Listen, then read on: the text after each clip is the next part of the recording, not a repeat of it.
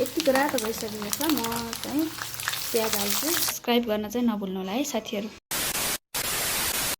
अब म पकाउँदैछु मासुको लागि चाहिँ मैले फलामको कराई युज गरेँ।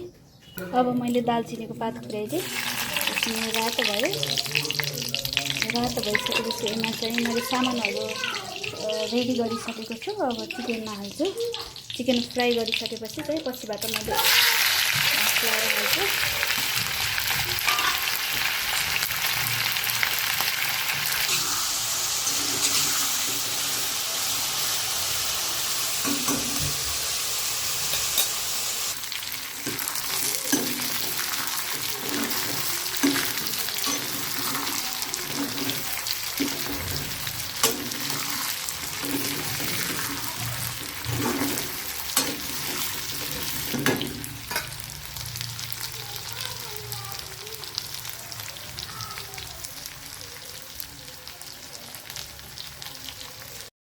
अब यतिको रातो भइसकेको छ। म चाहिँ प्याज हाल्छु।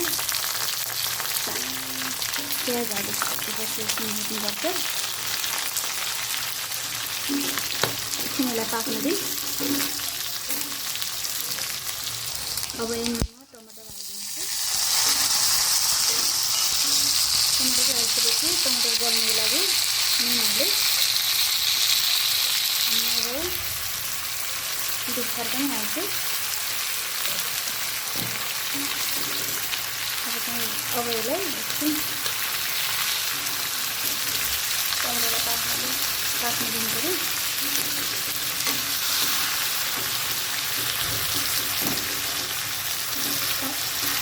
अब म यो मसला पनि एकछिन बिचमा एकछिन हराउँछु। सिलौटोमा पिसेको मसला हो। मसला पनि राख्छु। फेरि गर्नु। अब मैले यसलाई मिट मसला पनि राखेँ। यसलाई एकछिन पाक्न दिनुपर्छ।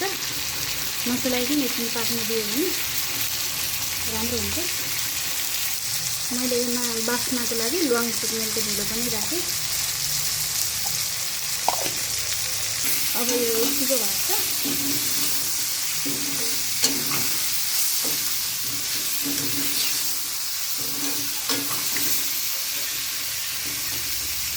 हाम्रो मासु चाहिँ तयार भइसकेको छ। एकदम सजिलो तरिकाले, सिम्पल तर मिठो छ। अब चाहिँ हामी खाना खान्छौँ। खाने बेला भयो। चिकन र भात।